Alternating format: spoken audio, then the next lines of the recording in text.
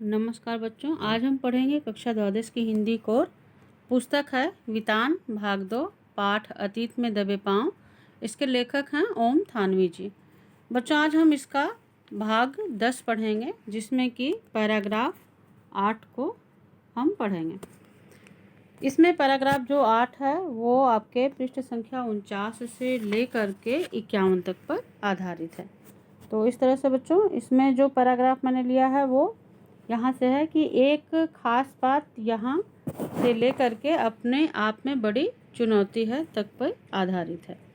महत्वपूर्ण बिंदु जो हैं इस पर आधारित वो इस प्रकार से हैं कि लेखक द्वारा अजायब घर के बारे में उल्लेख करना कि जो प्रदर्शित चीज़ें हैं उनमें औजार तो है पर कोई हथियार नहीं है।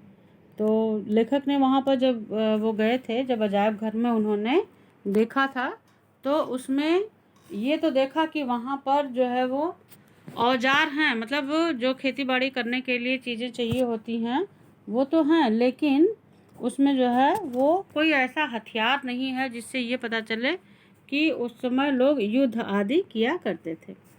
तो इस तरह से उन्होंने ये बताया कि औजारों का उल्लेख किया है लेकिन हथियार वहाँ पर नहीं थे। हड़प्पा से लेकर हरियाणा तक समूची सिंधु सभ्यता में ऐसे कोई भी हथियार नहीं मिले जैसे कि किसी राजतंत्र में होते हैं। राजतंत्र में होते हैं उससे तात्पर्य ये है कि चूँकि राजतंत्र में जो है वो सैन्य बल होता है, और यानी कि सैनिक होते हैं। अगर कोई ऐसे हथियार प्राप्त होते तो इससे ये अंदाज़ा लगाया जा सकता था कि जो मोहनजोदड़ो और सिंधु सभ्यता थी वह जो किसी राजा द्वारा शासित थी, परंतु ऐसा कोई उल्लेख नहीं मिलता है। लेखक द्वारा यह उल्लेख करना कि वहाँ अनुशासन तो था, अनुशासन जरूर था, पर ताकत के बल पर नहीं। वे मानते हैं कि कोई सैन्य सत्ता शायद यहाँ ना रही हो। उनका कहना यह है कि वहाँ के जो लोग थे, जो वहाँ का समाज था, वह बहुत ही अनुशासन में रहते थे, क्योंकि जो भी चीज़ें आपको खुदाई में प्राप्त हुई हैं उससे नगर नियोजन और वहाँ की वास्तुकला और वहाँ का जो भी शिल्प सौंदर्य दिखा है उसके आधार पे ये तो कहा जा सकता है कि यह काम बहुत ही सुनियोजित ढंग से किया गया है, लेकिन ये किसी राजा की देखरेख में नहीं। अब राजा ने अगर नहीं देखा है, इस तरह के कार्यों को नहीं कराया है, तो फिर आखिर हुआ कैसे? इसका मतलब सबके लिए कोई ना कोई एक अनुशासन जरूर रहा होगा जिसके आधार पे लोग वहाँ पर इस तरह से सुव्यवस्थित जीवन अपना जी रहे थे। तो लेखक ने यह उल्लेख इसमें किया हुआ है। उन्होंने कहा कि जैसे लेखक का यह मानना है कि कोई न कोई अनुशासन जरूर था, जो कि नगर योजना, वास्तुशिल्प, मोहर, ठप्पा, पानी या साफ सफाई जैसी सामाजिक व्यवस्थाओं आदि एक रूपता को कायम रखे हुए था। यदि किसी का वर्चस्व नहीं होता तो जाहिर सी बात है कि हर व्यक्ति जो है एक दूसरे पे हावी होता, लेकिन ऐसा वहाँ पर नहीं था। कोई न कोई आप अपना खुद स्थानीय नियम कानून वहाँ पर रहा होगा, जिससे कि वहाँ की सारी व्यवस्थाएं इतनी सुचारू रूप से संचालित हो रही थी। लेखक ने यह भी बताया कि दूसरी जगहों पर राजतंत्र या लोकतंत्र की ताकत का प्रदर्शन करने वाले महल, उपासना स्थल, मूर्तियाँ और पिरामिड आदि मिलते हैं। जैसे अन्य जगह की खुदाई होती है तो ये सारी चीज़ें मिलती हैं। कोई सिंहासन कहीं मिल गया, कहीं उपासना स्थल मिल गया, कहीं महल के कुछ अवशेष मिल गए, लेकिन यहाँ पर ऐसा कुछ भी नहीं मिला था। हड़प्पा संस्कृति में न तो भव्य राजप्रासाद मिले हैं, राजप्रासाद मतलब महल, और ना ही कोई मंदिर आदि ऐसा मिला है जिससे यह अंदाज़ा लगाया जा सके।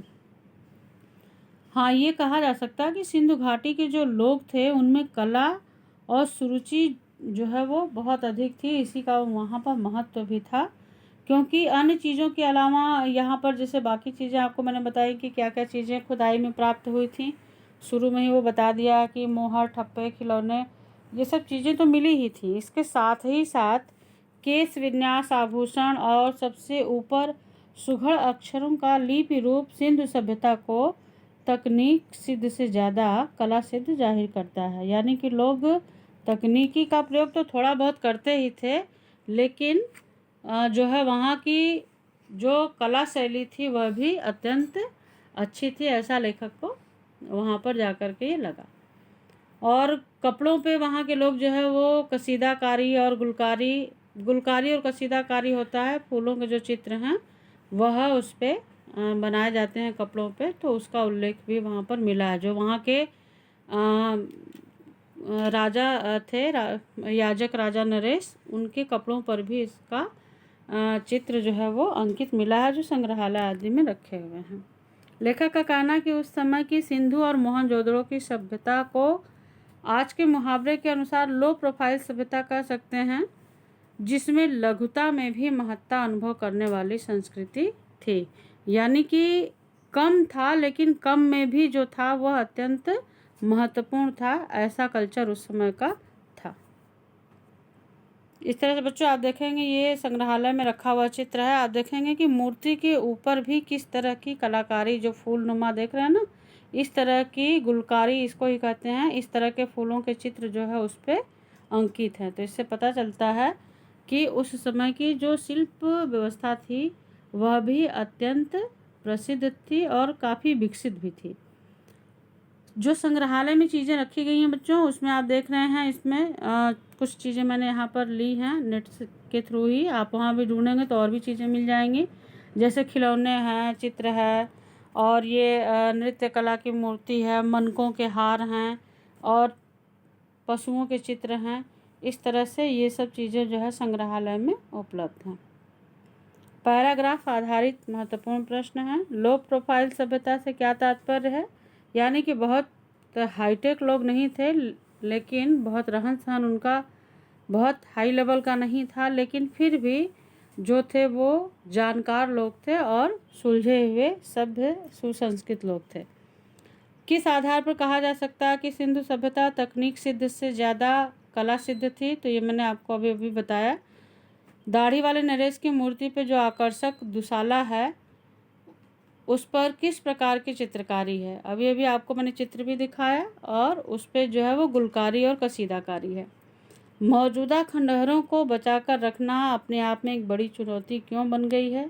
ऐसा इसलिए हो गया बच्चों की जो सिंधु नदी का पानी है वह रिस करके आ जाता है इधर मोहनजोदड़ो में, और जिससे चूँकि वो क्षारीय है, उसमें नमक होता है उस पानी में, तो इससे धीरे धीरे वहाँ पे जो है वो दलदल बनता जा रहा है। तो दलदल बनेगा तो जो खंडहर वहाँ पर अभी हैं वह भी धीरे धीरे क्या होंगे, बिल्कुल नष्ट हो जाएंगे, और फिर किसी भी तरह का कोई साक्ष्य वहाँ पर नहीं रह जाएगा।